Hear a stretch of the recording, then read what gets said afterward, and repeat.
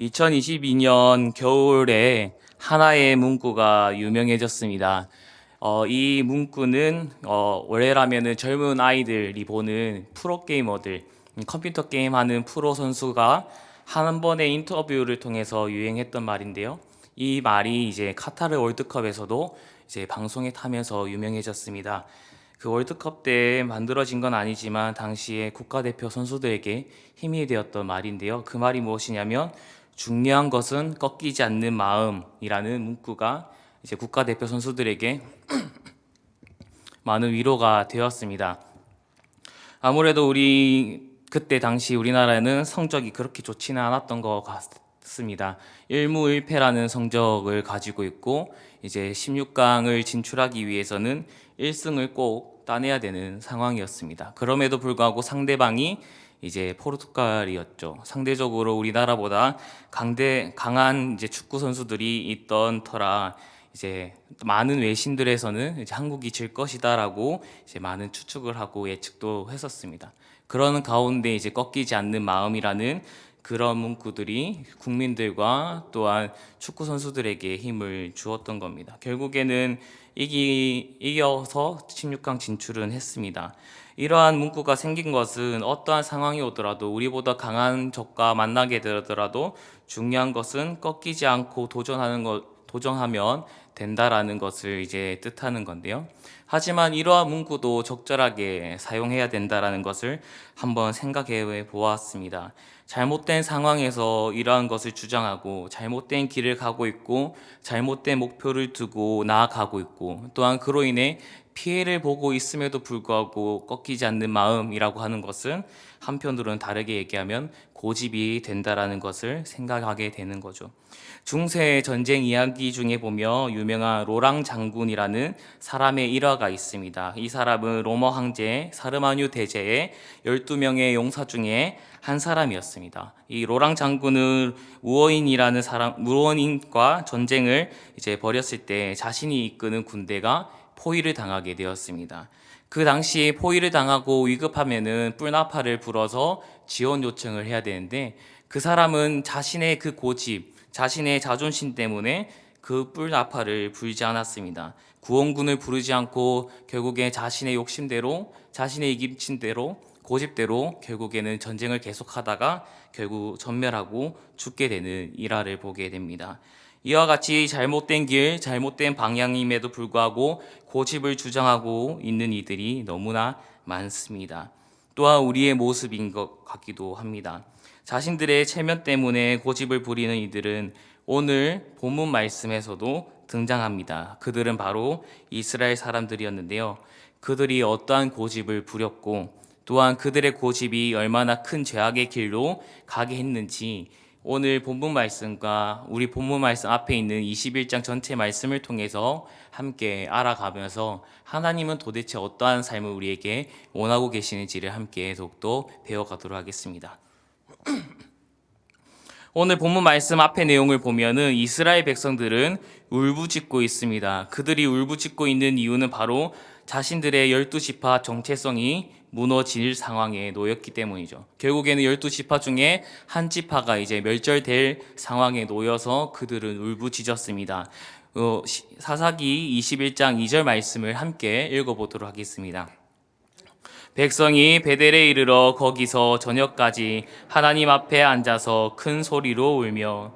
네, 이 말씀과 같이 이스라엘 백성들은 즉 베냐민 지파를 제외한 11지파는 베냐민 지파가 사라질 위기에 놓임에 울부짖고 있었던 것입니다. 하지만 이렇게 베냐민 지파가 멸절하게 될 위기에 놓인 그 이유는 바로 이 11지파들 때문에 일어난 것입니다.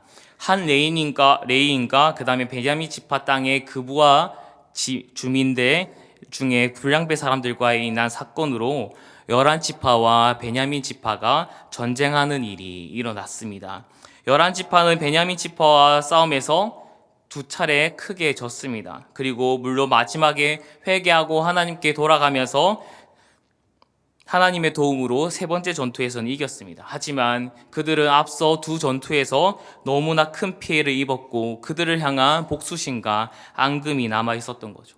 결국에는 하나님의 도움으로 이겼지만 그들은 하나님으로 인한 자비를 베푸는 것이 아니라 오히려 그 앙금을 갚는, 복수하는 일들이 있었던 거죠. 결국에는 그들로 인해서 무차별한 죽임이 일어나게 되고, 결국에는 베냐민 지파 사람들 중에 여자들은 다 죽게 되고 이제 용사들 600명만 남게 되는 그러한 최악의 상황까지 놓이게 됩니다.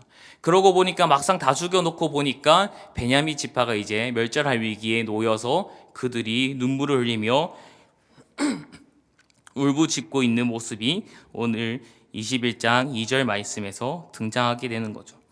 그들은 여러 방법을 찾았습니다. 그리고 그들은 어떠한 방법을 해야 되는지 알고 있음에도 불구하고 그 방법을 택하지 않고 오히려 자신들은 다른 방법을 찾는 모습을 보입니다. 그리고 다른 방법을 찾는 것에서 멈추지 않고 오히려 하나님 탓을 하고 있는 모습을 보고 있는데요. 사사기 21장 1절에서 3절까지의 말씀을 한번 읽어보도록 하겠습니다. 이스라엘 사람들이 미스바에서 맹세하여 이르기를 우리 중에 누구든지 딸을 베냐민 사람에게 아내로 주지 아니하리라 하였더라. 백성이 베델에 이르러 거기서 저녁까지 하나님 앞에 앉아서 큰 소리로 울며 이르되 이스라엘 하나님 여호와여 어찌하여 이스라엘에 이러한 일이 생겨서 오늘 이스라엘 중에 한 지파가 없어지게 하시나이까 하더니 그들은 자신들의 잘못을 잊고 하나님 탓만 하고 있습니다. 고집 부리기 시작하고 있습니다. 분명히 그들은 자신들의 지파 중에 자녀를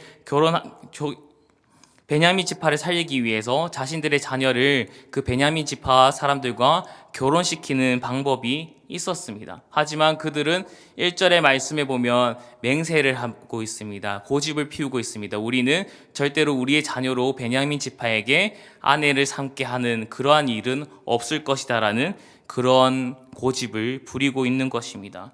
결국에는 자신들의 자녀를 주는 방법이 있음에도 불구하고 자신들은 맹세한 것을 지키기 위해 절대로 주지 않겠다라고 고집을 피우며 오히려 하나님의 탓을 돌리고 있는 그러한 모습을 보고 있습니다. 자신들의 그 맹세를 철회하고 자신들이 그 맹세가 잘못되었던 것을 인정하고 자신들의 자녀를 그 베냐민 자손들에게 결혼시키게 하는 방법이 있음에도 불구하고 또한 하나님께 여쭤보는 방법이 있음에도 불구하고 그들은 다른 방법, 자신들의 힘으로 방법을 찾아내는 그러한 길을 택하고 있는 것입니다. 하지만 그들이 고집하고 있는 그들의 고집은 또 다른 죄를 낳게 되었습니다.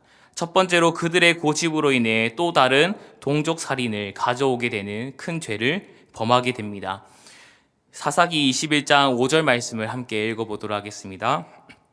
이스라엘 자손이 이르되 이스라엘 온 지파 중에 총회와 함께하여 여호와 앞에 올라오지 아니한 자가 누구냐 하니 이는 그들이 크게 맹세하기를 미스바에 와서 여호와 앞에 이르지 아니하는 자는 반드시 죽일 것이라 하였습니다.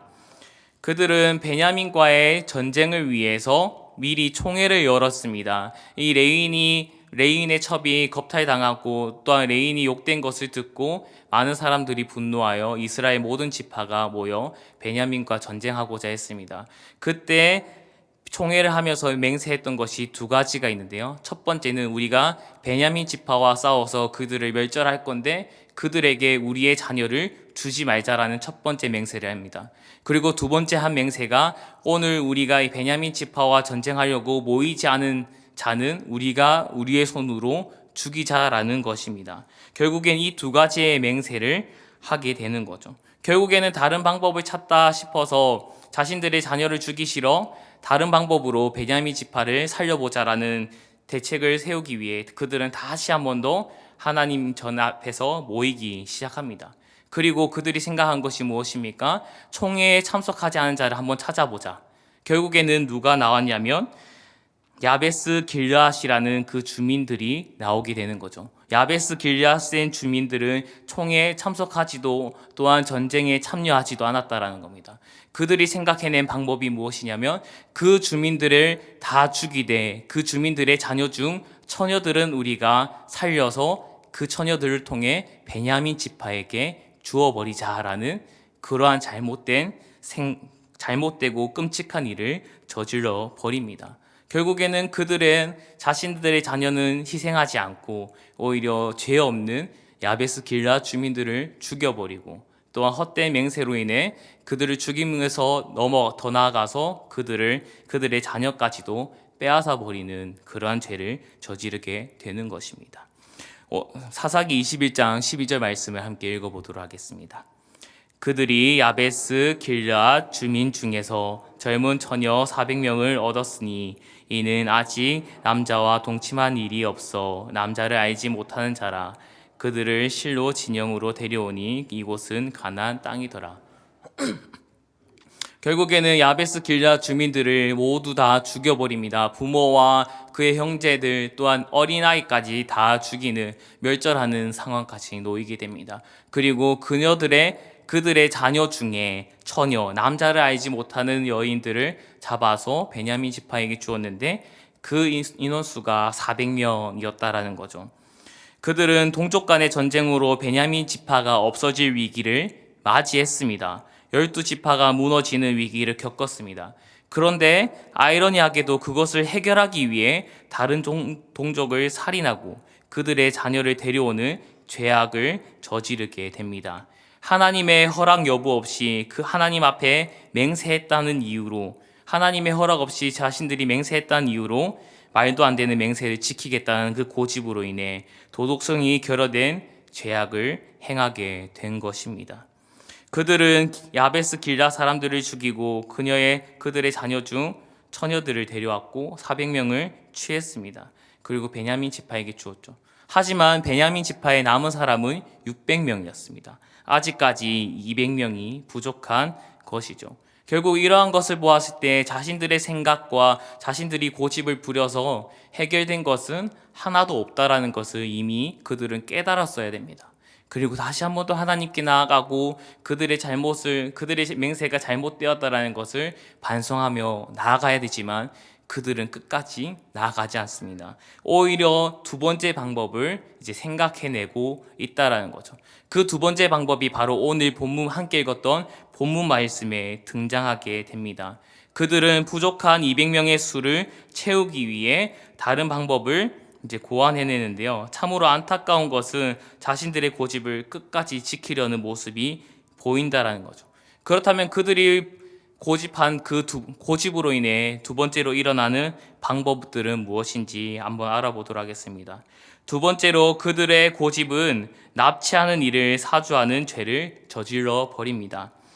그들은 야베스 길라 주민에게서 취한 여인으로도 베냐민 지파의 수를 채우지 못해 다른 방법을 생각해냈고, 그 방법은 바로 실로로 내려가서 여호와의 절기에 춤추러 나오는 실로의 딸들을 납치하는 것입니다. 납치하는 것으로 인해 남은 200명을 채워보자라는 그러한 방법을 생각해내는데요. 오늘 함께 읽었던 본문 말씀 중에 18절 말씀을 함께 읽어보도록 하겠습니다. 우리가 우리의 딸을 그들의 아내로 주지 못하리니 이는 이스라엘 자손이 맹세하여 이르기를 딸을 베냐민에게로 아내로 주는 자는 저주를 받으리라 하였음이라. 19절에서 21절까지 함께 또 읽어보도록 하겠습니다. 또 이르되 보라, 베델 북쪽 르보나 남쪽 베델에서 세겜으로 올라가는 큰 길 동쪽 실로에 매년 여호와의 명절이 있도다 하고 베냐민 자손에게 명령하여 이르되 가서 포도원에 숨어 보다가 실로의 여자들이 춤추러 오거든 너희는 포도원에서 나와서 실로의 딸 중에서 각각 하나를 붙들어 가지고 자기의 아내로 삼아 베냐민 땅으로 돌아가라. 아멘. 그들은 실로로 내려가서 여호와의 절기 때 춤추러 나오는 여인들을 이제 납치해라라는 그러한 사주를 하게 되는 거죠. 자신들이 처음에는 야베스 길앗을 죽이면서 자신들이 400명을 취하여 주었고 남은 200명은 너희가 이제 채울 것인데 우리가 방법을 알려줄게. 그 방법은 납치하는 거야 라는 것을 알려주고 있는 거죠. 그때는 여호와의 명절 때 이제 해라라는 것이죠. 이스라엘에게는 여호와의 절기, 여호와의 명절을 지키는 것은 중요했습니다. 여러 이유로 여호와의 절기를 지켰습니다. 출애굽으로 인해 또한 수확한 일에 감사함을 인해 하나님께 그 절기를 지키며 명절을 지키며 이스라엘의 정체성을 다시 한 번 더 되새기는 것이 바로 이스라엘 절기와 명절이었습니다. 그렇기 때문에 그 절기 때, 명절 때 토지 소산을 거두기를 마치고 절기를 지키며 잔치를 베풀며 기쁨 가운데 춤을 추곤 했습니다. 그러한 여호와의 절기를 지키는 것은 자신들의 정체성과 하나님께 대한 감사의 축제로 매우 중요했습니다. 하지만 이 11지파의 사람들은 이 여호와의 절기를 자신들의 고집으로 인해 야기된 문제를 해결하는 도구로 사용해 버리고 있는 거죠. 자신들의 그 고집과 자신들의 잘못된 맹세로 인한 문제들을 여호와의 절기로 이제 해결하려고 하는, 하나님의 그 기쁨과 이스라엘 정체성을 더욱더 확고하고자 하는 이스라엘 절기와 명절을 그들의 도구로 전락시켜 버리는 죄까지 저질러 버립니다. 하나님의 자녀로서 절기를 지키러 나와 하나님께 기쁨의 표현과 감사를 드리기 위해 나오는 이 여인들을 납치하라고 명령한 것입니다. 자신들의 저주를 피하기 위해 맹세를 지켜야 한다는 것 때문에 그들은 수단과 방법을 가리지 않았습니다. 고집을 지키기 위해 여호와 절기마저도 이용해버리는 그러한 죄까지 저지르게 됩니다. 하나님께 감사드리기 위해 또한 그 절기의 기쁨을 나누기 위해 나왔던 이들을 자신의 이익을 취하기 위한 절기로 바꿔버리는 그러한 죄를 범하고 있는 것입니다. 그런데 그들에게 하나의 문제점이 생겼습니다. 납치만 하면 되는 건데 하나의 문제는 무엇이냐면 그들의 부모님이 신경 쓰였다라는 겁니다. 혹여나 그들의 부모가 시비를 걸고 따지러 오거든 너희는 이렇게 얘기하라라고 이미 다 시나리오와 그러한 예상을 다 예측하고 준비하고 있었다라는 거죠. 그 11지파의 장로들은 그 베냐민 지파 사람들에게 이렇게 납치하라고 명령하면서 또한 그들의 부모가 너희에게 시비를 걸고 따지러 오거든 너희는 이렇게 이야기하라라고 말을 하고 있습니다. 오늘 본문 말씀 22절의 말씀을 보면 나와 있는데요. 함께 읽어보도록 하겠습니다. 만일 그의 아버지나 형제가 와서 우리에게 시비하면 우리가 그에게 말하기를 청하건대 너희는 우리에게 은혜를 베풀어 그들을 우리에게 줄지니라. 이는 우리가 전쟁할 때에 각 사람을 위하여 그의 아내를 얻어주지 못하였고 너희가 자의로 그들에게 준 것이 아니니 너희에게 죄가 없을 것임이라 하겠노라 하매 그들은 납치로 인해 일어날 문제들을 미리 예측하고 그 해결책과 병명거리를 미리 준비하여서 알려주었습니다. 그리고 납치를 진행하게 한 건데요. 그 해결책은 정말 황당하고 말이 되지 않는 겁니다. 첫 번째 해결책은 자신들이 베냐민 지파 여인들을 구해주지 못해서 인원수가 남았다. 그 인원수를 너희가 채워줬으면 좋겠다. 희생하라라는 것을 이제 은혜를 베풀어라는 명목으로 희생을 강요하는 겁니다. 그러니까 우리가 채워주지 못했으니까 너희가 채워줘라라는 거죠. 그리고 두 번째로는 그리고 너희가 자의적으로 그 너희들의 딸을 준 것이 아니니 타의로 뺏긴 것이니 너희가 맹세를 어긴 것이 아니고 너희에게 죄를 묻지 않을 거니까 그것은 신경 쓰지 말라라는 거죠. 결국에는 자비를 강요하고 은혜를 강요하면서 또한 그들 또한 맹세를 하였나 봅니다. 실로의 여인들의 부모님 또한 우리 또한 베냐민 지파에게 자녀를 주지 않겠다라고 하였고 또한 저주가 신경 쓰였나 봅니다. 그래서 그들에게 그 죄를 묻지 않을 테니까 순순히 넘겨주어라고 하면서 그러한 방법까지 해결책까지 병명거리까지 미리 준비할 수 있도록 만든 것입니다. 결국에는 이 본문 말씀 뒤에 이 말 뒤에 실로의 부모들이 시비하고 있는 그러니까 우리의 자녀들을 왜 데려가냐 납치하냐라고 따지는 본문이 없는 것으로 보았을 때 그들의 해결책대로 그들의 생각대로 흘러갔음을 보여주고 있습니다. 결국 이 말이 무엇이냐면 실로에서 납치된 여인들의 부모 또한 자신들의 가족보다는 맹세가 중요했다라는 겁니다. 분명히 가족이 더 중요했으면 이러한 맹세는 중요하지 않았던 겁니다. 은혜를 베풀어라는 그 강요도 거부했을 것입니다. 하지만 그들의 그 말에, 해결책의 변명거리에 그들 또한 납득했다라는 거죠. 그렇다면 우리가 자의로 준 것이 아니라 타의로 자녀들을 뺏긴 것이니 우리에게는 저주가 없을 거고 우리는 저주받지 않고 죄를 지은 것이 아니네 라고 생각하면서 결국에는 그들 또한 납득했다라는 거죠. 결국에는 이 실로의 여인들의 부모마저도, 형제마저도 결국에는 가족보다는 자신들이 지켜야 되는 맹세, 그 고집에 더욱더 중심을 잡고 있다라는 것을 알 수가 있는 것입니다. 결국에는 이스라엘의 가정은 이미 깨어져 있고 자신의 명예와 안위만이 중요한 시대에 도래했음을 알 수가 있는 거죠. 결국 베냐민의 자손들은 그들이 제시한 그 납치를 실행하였습니다. 자기들의 숫자대로 실로의 여인들을 붙들어 아내로 삼아 자기 기업으로 돌아갑니다. 그리고 소금을 건축하며 이제는 베냐민 지파가 이제 다시 살아날 수 있게 되었던 것이죠. 그렇게 베냐민 지파가 돌아가게 되자 남은 11지파도 아무 일 없듯이 그렇게 죄를 저질러 놓고 아무 일 없듯이 돌아가게 되는 거죠. 결국에는 아무 일 없었다라는 것처럼 입을 싹 닫아버리는 모습들이 있습니다. 한 레위 사람의 첩에 대한 그부와 불량배의 성폭행으로 분노한 이스라엘 11지파는 자신들로 인한 문제들을 해결하기 위해 똑같은 죄악을 저질러 버립니다.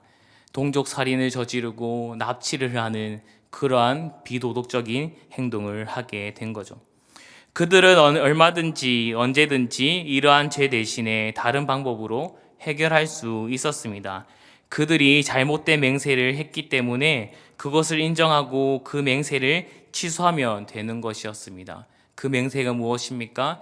베냐민 지파에게 우리의 자녀를 주지 않겠다라는 그 맹세, 그것은 잘못된 거라고 인정하고 하나님 앞에 다시 한 번 더 그 맹세를 물리겠습니다. 용서하여 주시옵소서라고 간절히 용서하고 나아가고 하나님의 방법을 물어보았다면 이러한 죄악들은 실행되지 않았을 것입니다.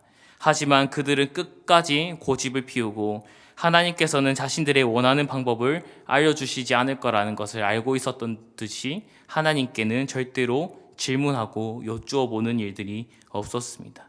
결국에 자신들의 맹세, 즉 고집을 꺾게 하실 하나님보다는 자신들이 다른 방법을 찾는 것이 더 나았다라고 판단하고 있었던 것입니다. 자신들의 고집을 꺾는 것 대신 자신들의 힘으로 다른 약한 이들에게 무력을 사용하여 자신들의 원하는 것을 취하고 있는 것이 바로 지금 이스라엘 백성들의 모습입니다. 자신들의 잘못을 인정하기 싫기에 하나님께 묻지도 않고 다른 방법을 찾게 된 것입니다. 이러한 모습을 오늘 본문 말씀은 또한 본문 말씀의 앞에 있는 그 사사기의 내용은 이들의 모습을 정확하게 평가하고 있습니다.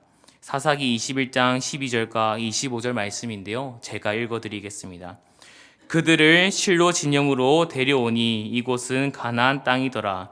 그때의 이스라엘에 왕이 없으므로 사람이 각기 자기 소견에 옳은 대로 행하였더라. 12절 말씀에 보면은 야베스 길라 주민들을 다 죽이고 그들의 처녀들, 딸들을 400명을 데리고 올 때 실로로 내려왔습니다.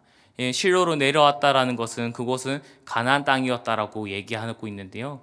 지리적으로 문자적으로 보았을 때에는 그 실로가 가나안 땅이 맞습니다. 원래라면은 그곳이 원래 가나안 땅이었기 때문에 이스라엘 땅이었다라고 하지만 또 다른 한편으로는 가나안 땅이라고도 했었습니다. 물론 문자적으로 보았으면 그렇게 생각하기 맞습니다. 하지만 오늘 본문 말씀은 그것을 문자적으로 하지 않고 상징적으로 이야기해주고 있습니다. 그들의 모습이 가나안 사람들과 같았다라는 것을 그곳이 가나안 땅이다라고 얘기한 거죠. 마치 자신들의 동족을 자신들의 이익을 위해 살해하고 또한 납치하고 있는 그러한 모습들이 마치 하나님의 백성들이 아닌 또한 하나님의 그 평화의 땅을 누리고 있는 사람들의 모습이 아닌 정말 불행하고 날마다 전쟁하고 있는 날마다 불안에 떨고 있는 그들의 모습은 마치 가나안 족속과 같았기 때문에 가나안 땅이다라고 이야기하고 있는 거죠. 결국에는 그들의 모습은 하나님을 온전히 따르는 모습이 아니 자기의 소견대로 살아가고 자기의 소견대로 옳은 대로 행하는 그러한 모습을 보이고 있다라는 겁니다. 오늘 성경 말씀은 고집 부리고 있는 이들은 하나님의 백성이 아닌 결국에는 이방 사람과 같다라고 평가하고 있는 것입니다. 말씀을 맺겠습니다. 우리는 신앙생활을 하면서 하나님의 방법보다는 내 눈으로 보기 좋은 옳은 방법대로 눈을 돌리고자 하는 유혹들을 날마다 받습니다. 하나님의 방법은 나에게 이익이 되지 않을 때가 있고 그렇게 보일 때가 있습니다. 또한 하나님 방법대로 하면 나의 체면이 구겨지는 것 같이 보이고 나의 자존심이 허락되지 않는 것 같이 보입니다. 그러한 유혹으로 인해 결국에는 우리는 다른 눈을 돌려 다른 방법을 택할 때가 너무나 많습니다. 분명히 하나님의 말씀이며 하나님께서 원하시는 것이지만 그것을 알고 있음에도 불구하고 나의 자존심, 나의 자아가 살아있어 고집을 부릴 때가 너무나 많다라는 거죠. 주어진 공동체 안에서 내가 낮아지고 죽어야 하지만 그러지 못할 때가 너무나 많습니다. 교회 안에서, 공동체 안에서 나의 생각과 뜻을 이루기 위해 다른 이들을 억누를 때가 너무나 많다라는 거죠. 하지만 우리는 우리의 이런 욕심들을 내려놓아야 합니다. 고집을 부리는 것은 바로 앞서 말씀드렸던 것처럼 우리의 소견대로 살아가는 가나안 사람들과 같은 이방인들의 모습이기 때문이죠. 나의 자아가 살아나고 나의 욕심이 살아나는 것이야말로 나의 눈에 보기 좋은 대로 행동하는 것입니다. 그렇기 때문에 우리는 우리의 고집을 꺾어야 합니다. 하나님께 날마다 간절히 기도하며 그분의 뜻대로 살아갈 수 있도록 나의 자아를 죽여주시고 나의 고집을 꺾어주시고 온전히 저를 낮아지게 하여 주시고 사용하여 주시옵소서라고 우리는 날마다 기도로 고백하며 다짐하며 그분의 하나님의 도움을 구해야 됩니다. 예수님께서는 하나님이시며 완전하신 분이십니다. 높으신 분이시죠. 하지만 하나님의 뜻을 온전히 순종하기 위해 자신의 모든 것을 내려놓고 인간의 몸으로 이 땅에 오셨습니다. 온전히 하나님을 위해 하나님이 원하시는 대로 살아갔습니다. 십자가에 달려 죽기 전에도 하나님께 겟세마네 동산에서 하나님께 기도할 때도 저는 죽기 싫습니다라고 얘기했지만 그래도 하나님이 원하시면 그 뜻대로 원대로 하겠습니다라고 고백하였던 것입니다. 이처럼 우리는 그분의 발자취를 따라가야 됩니다. 그분의 모습을 본받아야 됩니다. 우리의 고집을 꺾고 나의 자존심보다는 나의 자아보다는 나의 주장보다는 하나님의 뜻이 더욱더 중요하다라고 고백하며 생각해야 됩니다. 우리의 소견대로 살아가는 것이 아니라 그분의 발자취를 따라가야 된다라는 거죠. 우리가 주님을 바라보고 그분의 발자취를 따라갈 때 우리의 자아가 낮아지고 우리의 자아가 깨지고 또한 우리의 고집이 꺾일 것을 간절히 믿습니다. 날마다 주님의 발자취를 따라가면서 주님의 뜻대로 하나님의 원대로 살아가는 우리 사랑하는 승동교회 성도님들이 되기를 간절히 소망합니다. 기도하겠습니다. 하나님 아버지, 추운 날씨에 저희를 이렇게 예배의 자리로 인도하여 주시니 감사를 드립니다. 날마다 아버지의 말씀을 사모하여 이 자리에 나와 아버지의 뜻을 알고자, 아버지를 더욱더 알고자 힘써 나아가고 있습니다. 하나님, 저희에게 지혜를 주셔서 우리의 자아를 깨트려 주시고 또한 온전히 주님의 길을 걸어가며 발자취를 따라가며 우리의 자아가 깨지고 우리의 고집이 꺾이는 놀라운 일들을 우리의 눈으로 보게 하여 주셔서 우리를 통해 공동체가 살아나고 교회가 살아나는 그러한 놀라운 역사함을 하나님 보여주시고 펼쳐주시옵소서. 온전히 하나님의 나라를 위해 섬기는 우리가 될 수 있도록 우리의 삶을 다스려 주시옵소서. 예수 그리스도의 이름으로 기도드리옵나이다. 아멘.